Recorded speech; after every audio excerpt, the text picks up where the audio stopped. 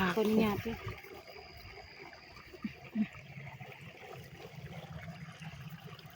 ไผ่เคยจับกระปู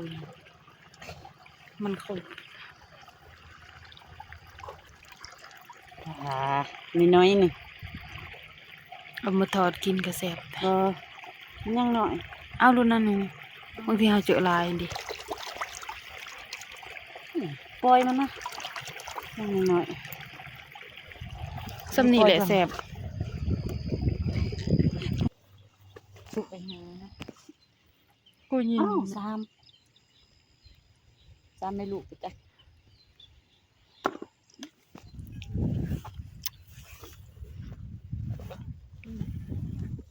ให้ติดตัว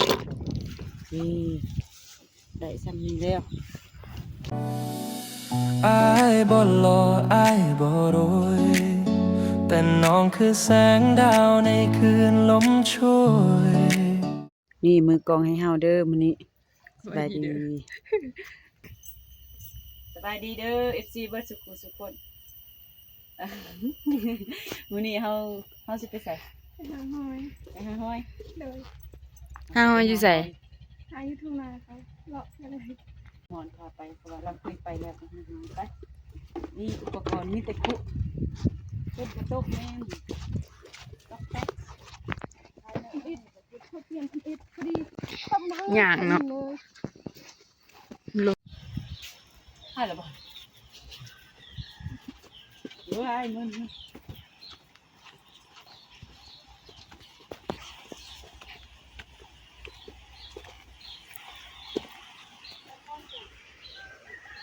มานี่ หมักฝาก มันมีหนึ่งปกติผักไป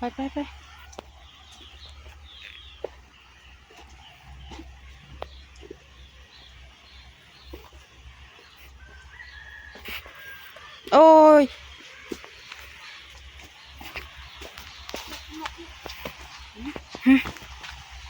ยังใช่ไหม ไปนะ เอาค่อยสิกล้าปุ๊มาเบิ่งกันได้ฮะ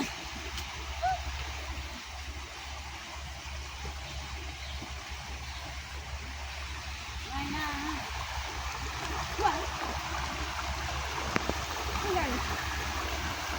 โอ้ยมาจ้าฮะ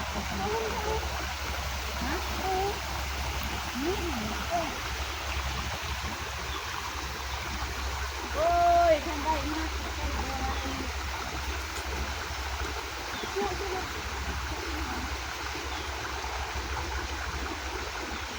หาหอยอยู่นี่บ่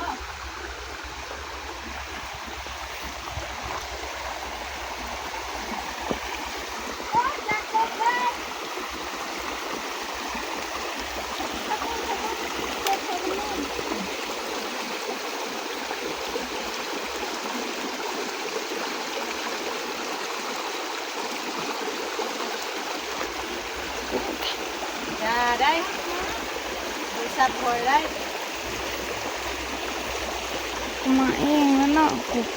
โอ้ยไปก็ดีแน่เลยจ้ะดึงแน่ โอ้ my god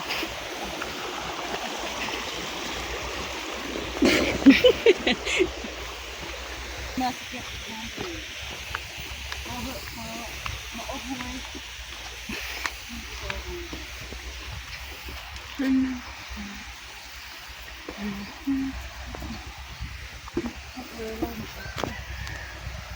เอ้ยน่ะอาจารย์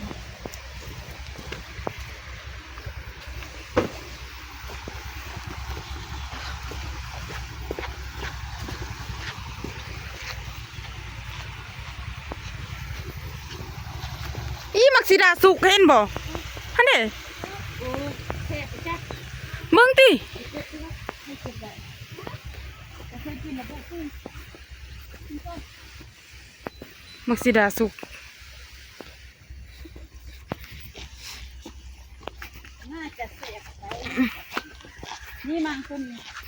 พวกอันนี้เสียบจ้ะ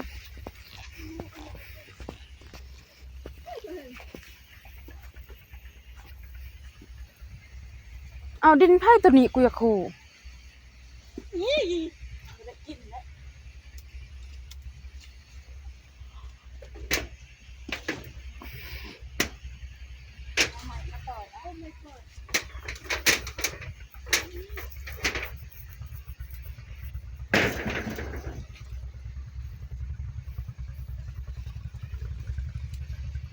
ตรงนั้นมีโซนแพงเลย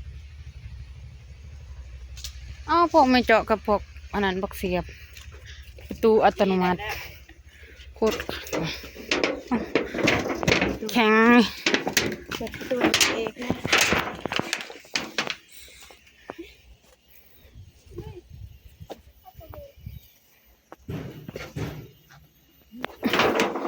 เอาแน่เด้เอาเดี๋ยววะไปนะบกินจิบเขียว บ่ลืมนะใส่เขียวไม่ขึ้นไปแล้วอีกเกินนี่เดียวนี่เราได้เธอไปทำ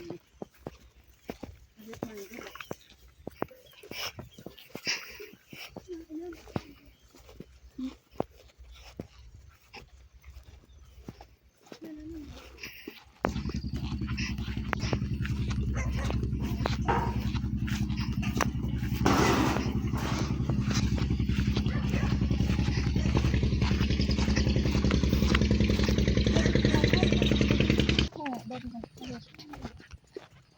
นี่ให้งานวันเสาร์ที่สี่โรงงานผลิตดินซีเรียดนี่แหละ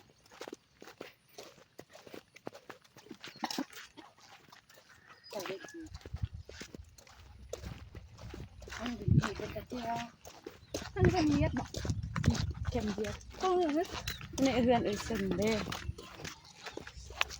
เป็นหมอนมันไม่เอา รู้จักบ่มอนอีมิวมันดีตัวแม่มันถึกเลข400 ล้านตอนนั้น บอก เดี๋ยวบนกระจุกดินซีตรงนี้เป็นดินมาแล้วเขาก็มากองไว้ในนี้จุด แล้วเชื่อใครอีกแล้ว มันได้อยู่นั่น ไปบ่เอานอนนี่บ่เอาไปคิดว่า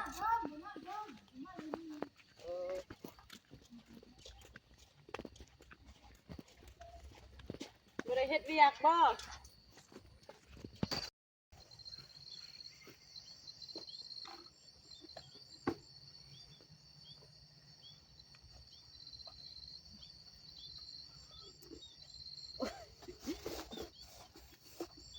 เขา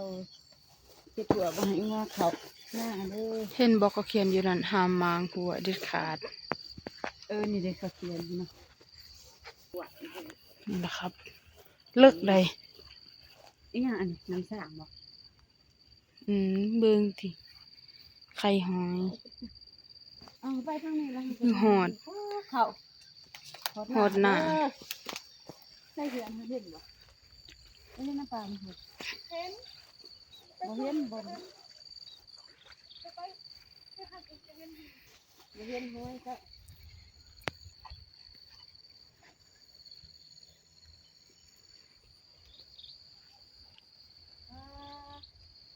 นี่สดมากอยากมาบ้านเด้อ เอาเข้ามาลกหญ้านะ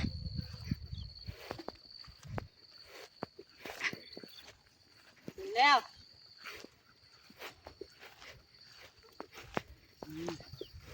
ให้ปลากวางมันบ่ ภาษาไทยบ่แม่นหอยปลากวาง ใครเอิ้นหอยหยัง บ่ฮู้ ไปขี้ หอยลืมแล้วนะ กำลังเห็น ฟังไทยเอิ้นหอยหยังนี่ เล็กๆมันใครหอย ไข่หาย หอยนี่ไปกินเขาคือกันมันลายมันหอยลายนี่ก็เขามันก็บ่มี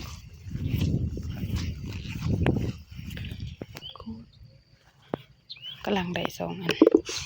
เบิ่งก็คู่ก็บ่ได้ละ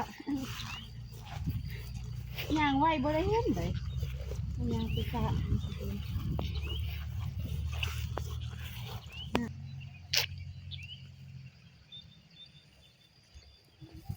ก็กวางเติบเนาะนาค่ะ เชื่อนั่นมากเลยก็ดี จะวิ่งหั่นไปวิ่งซ่อนป่า มีเชื่ออีกมาเลย เขาตัดหญ้าคนละเจ้าของสวน เบื้องนี้ตัดแล้วเบื้องนี้ยังบ่ทันได้ตัดหญ้า เล่นจักน้อยน่ะเฮ้ยคนนั้นนี่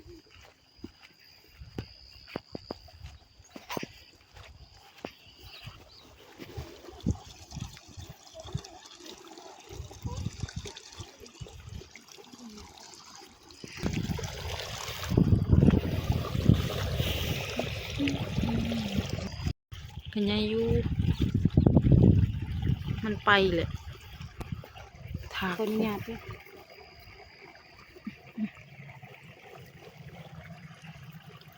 ไผสิเคยจับกระปูนี่มันเข้า น้อยๆนึง เอามาทอดกินก็แซ่บ มันยังน้อย เอารุ่นนั้นนี่บางทีเราเจอลายดิ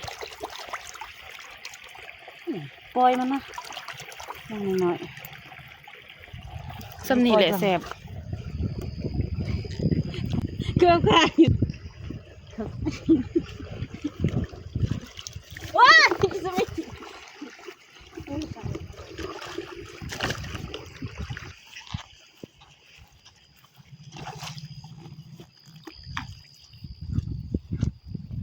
แหมมเอ้ยกูมึนได้ถาก มันตายเลยฮะนี่น้องโหยหนึ่งอู้มันไม่มากกับปู เนี่ยสัน ลงตีหน่อยๆปล่อยออกถึงเลยมันจักไหม บ่นะ ตัว คือมันตาย เด้อ ไว้นะใหญ่ นี่สามเอาเข้ามาหน่อยสามบุกไปเลยว่าเขาเนี่ย ได้หยังอันหนึงแม่นบ่ นะ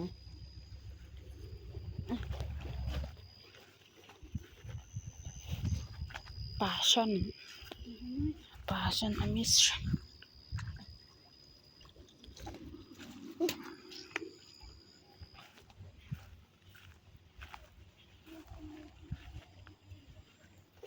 เห็นบ่ยังไงบ่แม่นสิเห็น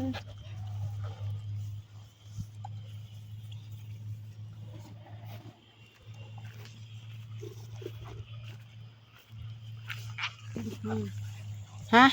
บ่เคยเห็น อ้ำเป็นตำหมวนนี่ เห็นลายบ่ยังซ่าๆฉันเห็นแล้วมาดูเพิ่นข้างสิ สักหาแบบใดแต่เราก็ไม่เคยหาหอยแต่ใครเดดำๆแม่นบ่อันนี้ มันบ่ได้ดำได้มันเหลือง นี่นะ ไปนี่ แม่นบ่นี่เด้แม่นบ่บ่แม่น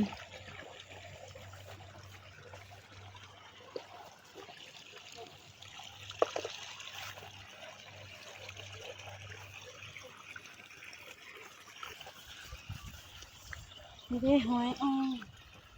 โอ้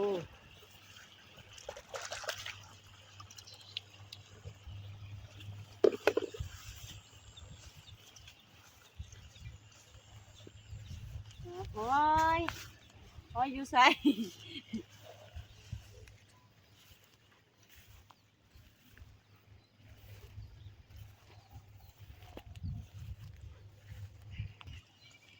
เอียง สุกไปหานะ กูยิน อ้าวสามไม่ลูกไปจ้ะ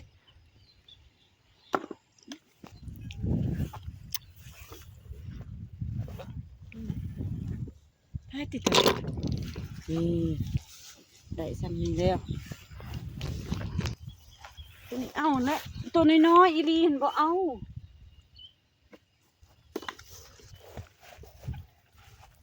นี่ตัวทำ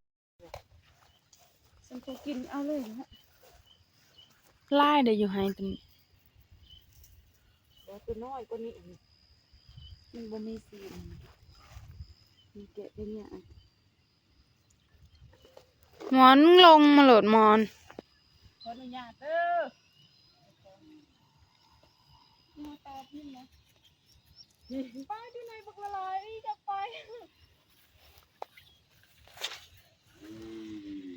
นี่อยู่นี่แห้งลายอยู่หนองตัวนี้ เคยไปบอมบ่เลิกเบื้องพุ่นหันเลิกแต่หอยแห้งลายเลยเป็ดนี่แหละ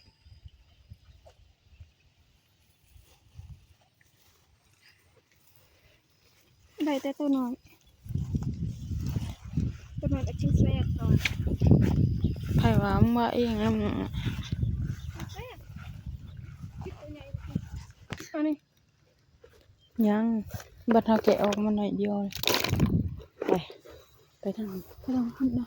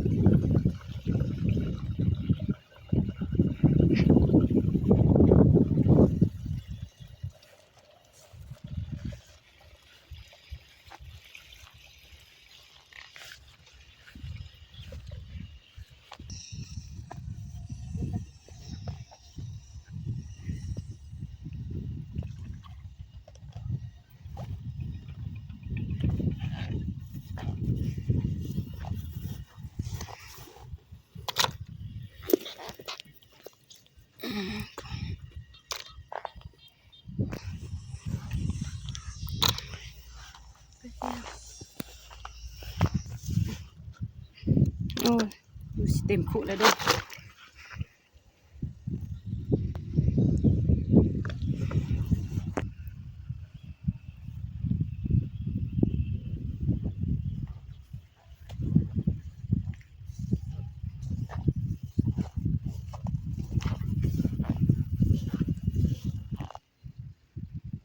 ถึงสิกบเขา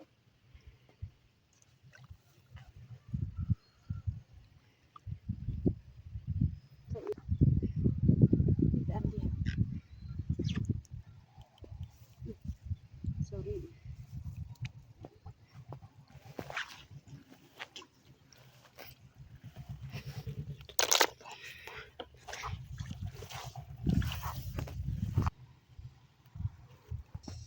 พวกนี้ยังบ่ทันได้ตัดหญ้า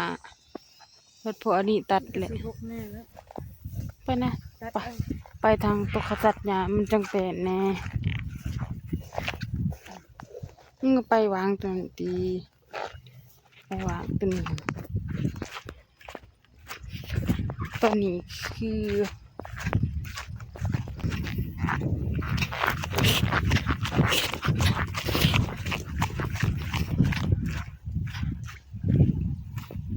ปฏิเป็นไรงัวเขางัวเขานะเขา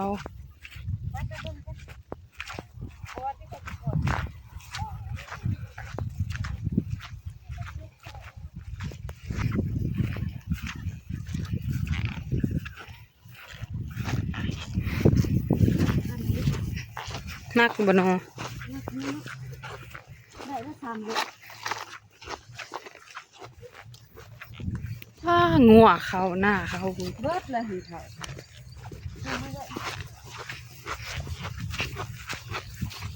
จะเก็บหอยโอ้โหแทงตา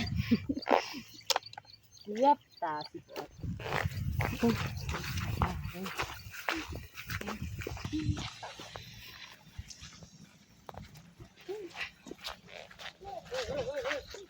สองตัว เอาแล้วแม่เอาตัวนี้จะได้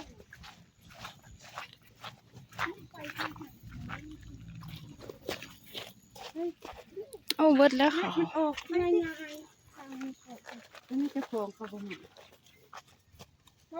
ถ้าครบตีนคันตีน ให้ไล่จน หน้าเขาทางนี้นะ จนเบิดแล้วมันกิน พ่อเบิด ต้องมีเขาตัดเอง ก็ตัดเอาบ่ บ่ตีเขาบ่ตัดว่าหน้าเขาทางนี้ก็ได้ ตัวนี้เนี่ยเขาตัดเองแสดงทำแม่ตัวนี้เขาตัดเองมันคือแล้วว่าเนี่ยมันก็เกาะมันซื้อ น่ะ กระบอกงอมันเห็ด โอ้ถากขบตีนถาก ทักพวกมึง เฮ้ยเอา เอาแป้งกันดิทากยังอยู่เกือบ มันเอาถากอยู่เกิบแน่ เฮ้ย ใช่เลยถาก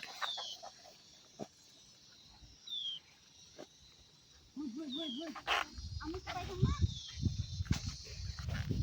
ถ้าเขาบ่ได้เอามันเข้าทางได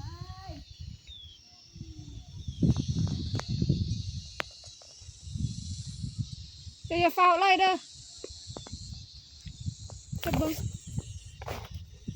จนขี้แตกจับเบิ้งทงนี่ทะก่อน เอามัน ไป เกาะ แต่พุ่นจะบ่ไปแต่หันบ่มันก็มีทางออกมันก็ยังไปเอากุ๊กอีทาก เอาแหลนซื้อ เอามันจะเข้าทางหันเอ้า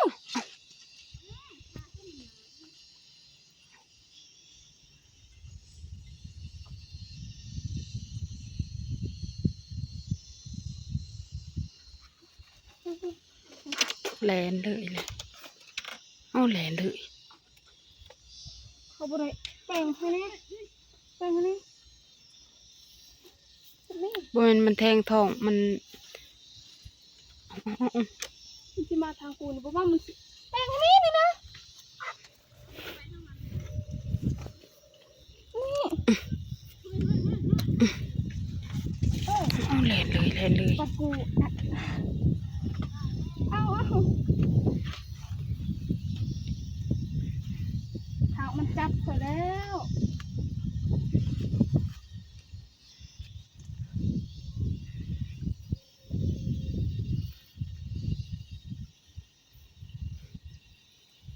ขนาดมีหัวเลยนี่บ่พอนี่มีหัว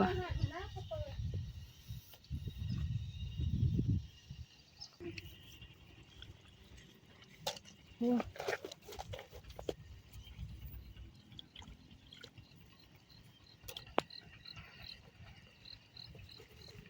ไล่งัวเขา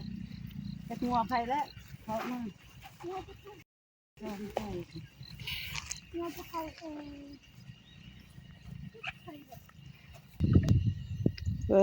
เบิ่งวิวงามอีหลีพูดหน้าเขา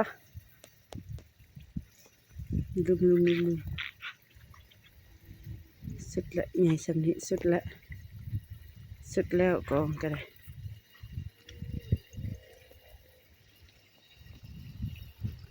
งามแห้ง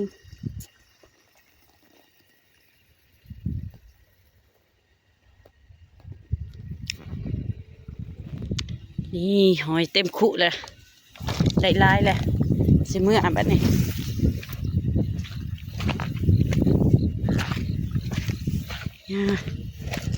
ตอนนี้ฝนบ่ตกถ้าฝนตกก็บ่ได้ทายเกาะมันสิเปียก